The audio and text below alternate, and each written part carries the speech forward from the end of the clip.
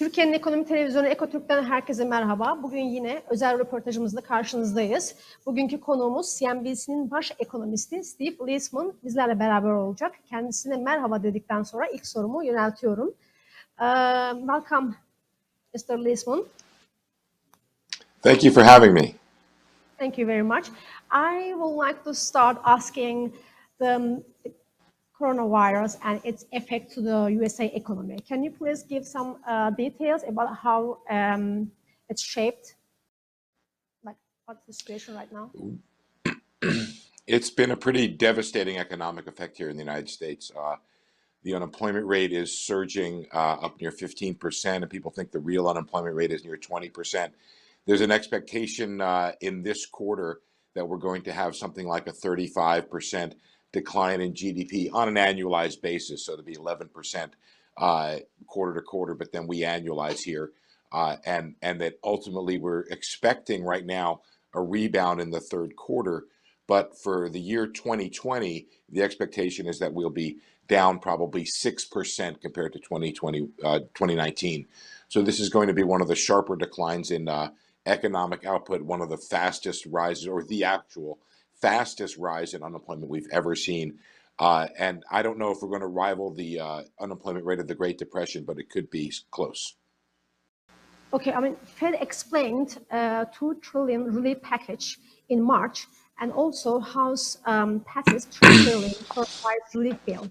Do you think it's enough amount for USA economy to recover? It's very hard to say that something with the 2 in front of it and a trillion after it is not enough, but it may not be. It may be that the amount of money already passed by Congress could be enough to help us through this quarter, but it may be that more is needed to be done in the next quarter. This $3 trillion bill passed by the House is probably not going to become law. As you know, the Democrats dominate the House and that the Republicans dominate the Senate. And the Republicans seem a little less willing to do additional aid. Certainly, there's some more aid that has not yet been spent. There's more lending that can come from the Federal Reserve. And there's more that can be committed from Treasury to the Federal Reserve that might help us provide additional lending to businesses and help support the economy. But there is a feeling on the part of the Fed, on the part of other economists, that for the next quarter, in order to help the economy get out of the downturn that it's in right now, that additional relief will be needed. Okay, unemployment rate is the highest since the Great Depression, and the Powell forecast that USA economy could easily contract from 20 to 30% this quarter, and the general decline in income associated with a significant economic failure, and the companies cannot fulfill their obligation. What's your opinion about that? Well, I mean, I think what we have is two things happening in the economy right now. And often you don't have both of these things happening. You have a supply shock on the one hand and a demand shock on the other hand. So going through these, people have lost their jobs, they've lost their income, they've lost their ability to buy things. But not only that, they're staying at home and they're not going out to their businesses. So they're not spending money. We hear people say, look, I put a couple $100 in my pocket 2 months ago, and I haven't needed that cash at all because I'm not on the way to work where I might go buy some coffee or buy a roll or a donut for breakfast. I'm not on the street. I'm not going to a movie theater. I have no need to cash out of my pocket. So that's the demand side decline. On the other side, you have a supply side crisis really going on. And it begins, for example, in China, where China shut down and we get a lot of our inputs and a lot of our products from China. So the result there was that we couldn't get certain things. Here in the United States, people are not going to work producing the things that people would buy. So you have a decline on both the supply side and the demand side. And both of those are what will come together in the second quarter. Now, we're starting to see some reopening here just a little bit. So you might get some increase on the demand side. And you're starting to see a little reopening. So you might get an increase on the supply side. So we'll have some bounce back, but it's going to be limited, I think, to start with. What's your opinion about the solution then for the unemployment? How the USA government reduce that unemployment rate? I don't think there's much the US can do right now to reduce the unemployment rate. One way to think about the unemployment rate is we told people to stay home, and it's really an investment in public health. And so the idea was that what we're doing is we're reaping the cost of unemployment as the gain being not spread virus. So on the one hand, we have provided additional unemployment benefits like we never have before. Some are making more by staying home than they would be going to work, and there's been some concern about that it may be hard to restart the economy because of that. But on the other hand, you don't want to do too much to get people back to work too quickly, because one of the worst possible economic outcomes, I think, here would be a second wave of the virus. I mean, like some analysts says that this unemployment rate in USA will increase because there's like technology is growing and artificial intelligence is on the way. Do you think this technology can help to reduce the unemployment rate in USA? So that's a good question. And one thing we see in downturns a lot is whatever the trend was before the downturn, the economic recession tends to make it go faster. So I'll give you an example of that. We were doing more online shopping, and retail shops and stores were because of that. And now you have this coronavirus, and everybody, to the extent they're doing any shopping at all, is doing it online. So it's accelerated that trend. You have a trend acceleration towards technology, in some cases replacing workers. I think that can help in some cases because it creates new opportunities, new industries. On the other hand, you may have an accelerated trend of people might be working more from home, using technology to work from home, but also you might have an acceleration where companies decide to make more investment in technology rather than in labor. Okay, we know that the unemployment rate is high since Great Depression, and also it doesn't affect the USA economy, it affects the whole global economy. How do you think the global economy will be shaped after the coronavirus? It's another good question. If you remember into the virus, there was a lot of concern about global trade. The US and China were having a trade.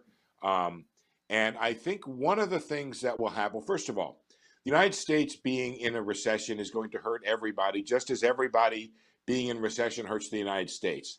And Turkey obviously is going to feel that pain as well, more specifically in its own region, but also from what's happening globally. I think there was a trend against globalization to this. And again, I think the downturn would tend to exacerbate or speed up that trend, where the result will be, for example, there's a lot of talk in the United States about bringing home additional pharmaceutical manufacturing. We found that a lot of the drugs that we rely upon, we get the raw materials or even the finished product from China. So now there's talk about manufacturing more physicals here. There's talk about the personal protective equipment, the masks and things like that we'll make more of that here. So that will be another sort of anti-globalization trend. That's what's happening right now is a lot of leaders in the United States, including in other countries as well, decide more on a nationalistic approach to their economies rather than a global approach. Okay, when we talk about the China and USA trade war, let's keep in that line. Okay, I think it's going to a new dimension with China. How do you think the trade war will be shaped after? It's another good question. Um, I think that we had come to some form of a truce in the China-U.S. trade war, but I think now there's a political issue where the Trump administration is blaming China for what's happened here with the coronavirus. And that is going to mean, I think, already a renewed round of tensions between China and the U.S. Whether or not that includes additional tensions when it comes to trade, well, it's almost certainly likely that it will. So I think what's going to happen is we might have another flare-up in the U.S.-China war as the administration has decided that China's actions is a big reason or a big part of why the United States has a bad coronavirus problem as it does. Can we actually say that the trade war between China and USA is a soft Cold War? I mean, I think so. I think not about it. I'd say that there are major issues as to the role of China in the global world, the global economy, the global political structures. And how to fit that in is an issue that the world has not decided yet. China represents an enormous business opportunity for all countries around the world. It has a massive middle class. It is a tremendous supplier of products all over the spectrum of industries. It's a tremendous consumer of commodities all around from all over the world. It has tremendous money. It has tremendous power. And it's really an unclear question as to how to work that into the global system that had been dominated by the United States, and before that, by the tension between the United States and the Soviet Union. So we're definitely in a new era here, and understanding and figuring out how that fits in. The prior U.S. administrations had taken a softer line, thinking that we have issues here and opportunities over there, and we'll let them all work together. Trump administration has taken more of a hard line, trying to really confront China head on, and trying to deal with the issue in a much more combative way. Like before the coronavirus, we knew that there was a trade war like between China and USA, and what the tension was high. And there's also tension between USA and European Union, like European countries. How do you evaluate this? So the U.S.-European conflict was a little less heightened than the one between the U.S. and China. There were issues there. There were still issues. Look, this administration here is one that is dominated by people who really are ideologically against global trade. I don't personally think they understand all of the ramifications of what they're talking about. I also think they don't understand how the United States has benefited from global trade. It's an easy, really way to demagogue and to be populist about the negative aspects of global trade. And there are some, but I think there's also a lot of positive aspects. And so really, it's an interesting question you ask, because while the China-U.S. trade war came down a little bit in terms of its level of tension, there was renewed concern that now it was going to shift to the U.S. and Europe. I think that's on hold right now, but we'll see if that rekindles and becomes another issue. Like United Kingdom just exited from European Union. Which country will be more affected from this crisis, from global crisis in European Union? My feeling is nobody wins on that. I think that my general feeling is that countries benefit tremendously from global trade, and that they have to take care of the people who are hurt by it in their countries in different ways, but that ultimately overall people benefit. I think the United Kingdom is going to suffer from this, and I think Europe's going to suffer from not having the United Kingdom as part of it. It's too bad they couldn't work those issues out. Let's go back to the Asian countries then. Like some analysts say that China will be the winner of this pandemic, of this virus, of this crisis. What's your opinion about this? How Asian countries will survive, or do you think they will be the winner? I'm sorry, I don't think of this in terms of winners or losers. I think that China is going to suffer in the international stage for the way it acted relative to releasing information. I don't think it's going to be a winner in that regard. I think that South Korea looks like it did very well in terms of how it handled this issue. So if you're looking for winners, that's the one that I would put forward. I think Japan did very well also. And I think that there would be a winner in terms of saving lives and keeping infection rates down. In terms of economics, China went down pretty hard, and it's coming back slowly. So I don't think it's a winner in that regard. I think we'll have to look at how growth rates respond and see who can bring their country back the fastest to find the economic winners there. Politically, I don't think China's a winner, because I think its international reputation suffered because of this. Okay, the other question is going to be about oil. The oil crisis puts the entire USA economy at risk. What's your evaluation about this? So there's been a very interesting evolution of oil in the United States where we became the world's largest producer. And I Mm. think now we're going to experience the downside of that with this tremendous decline in oil prices. And I think that's going to mean a longer lasting impact from the coronavirus on the United States, because I think that there are pretty substantial parts of the U.S. oil industry that are going to have to shut down and perhaps shut down permanently because the oil price is just not high enough to justify it. So I think we're going to have a series of bankruptcies. I think we're going to have a series of wells shut in, and I think we're going to have a lot of mergers and acquisitions because of it. But the fortunate thing for the United States economy in that regard is oil became a big part of it. It was a big part of the growth of the U.S. economy. But the U.S. economy is fairly dynamic in that there are a lot of things going on in the U.S. economy. There's manufacturing and there's the service sector. There's home construction. And so we're going to take a hit on the oil part, but I don't think that hit is going to be the most important thing that happened to the U.S. economy. It's something we're going to have to adapt to over the next couple, 3 years, I would say. But over time, there are other parts of it that will do well because oil prices are low. Consumers will benefit. That'll create some extra spending power. Some of the businesses that use energy will do better. They'll have higher profits. So I think the dynamism of the U.S. economy will ultimately prevail in terms of the impact of lower oil prices. I mean, the crisis is affecting many countries, and I think it will affect the Trump's election in November. That's my opinion. What's your opinion? Well, yes, the coronavirus is going to be a major political issue. And the question as to whether or not the Trump administration handled it well is going to be discussed, whether or not outcomes could have been better, whether or not more people died or were hospitalized or were infected than otherwise could have been. But it's not a slam dunk negative against the president in the sense that, well, first the challenger Biden has to make a case that he would have done better, and the issue of whether or not the economy was shut down for too long or not long enough.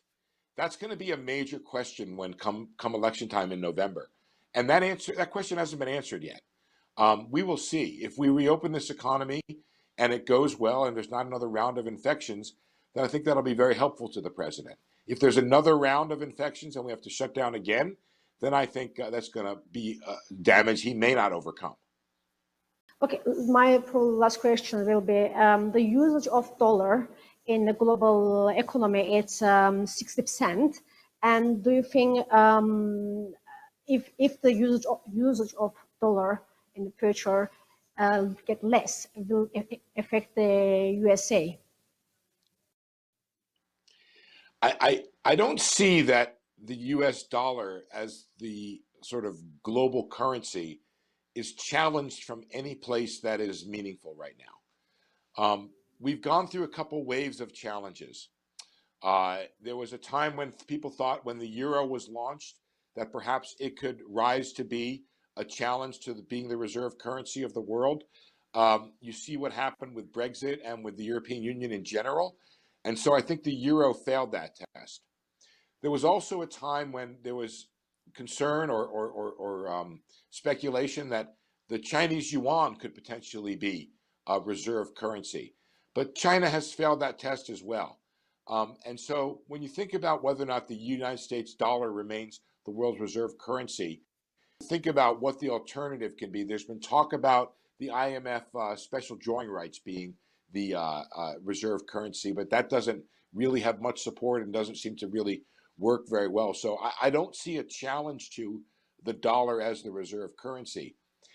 As to the level of the dollar and its strength or weakness, certainly a weaker dollar is something the administration would want, and it has made efforts to try to weaken the dollar. It doesn't really work very well. Every time something happens bad in the world, people buy dollars. The dollar strengthens. Even when something bad happens in America, people buy dollars. That's just the reality of what the reserve currency means, is that at a time of panic or crisis, you go to the risk-free currency, and that is more and more and remains the dollar. So I don't see a whole lot of change in that happening. Okay, I will pass to the Turkish economy a little bit, with the Turkish economy with USA economy. Do you think the activation of S-400 in Turkey could affect the USA and Turkish relations in economic wise or in political wise? I think it's an issue. I've read a bit about this. It's obviously not my area of expertise. The question becomes, and I can't answer this, how the administration wants to handle this particular issue. Either A, as a preeminent issue that is one that would cause us to escalate it further in our relations with Turkey, or as one of a series of, as I was talking about before, there are problems and there are opportunities. If they have a context of a working relationship, you could see this issue being put into that context. But it is possible that the S-400 issue becomes one that is elevated to being preeminent and could cause more lasting tension or damage to the U.S.-Turkish relationship. Bugünkü programımızın sonuna geldik. Haftaya görüşmek üzere. Hoşça kalın.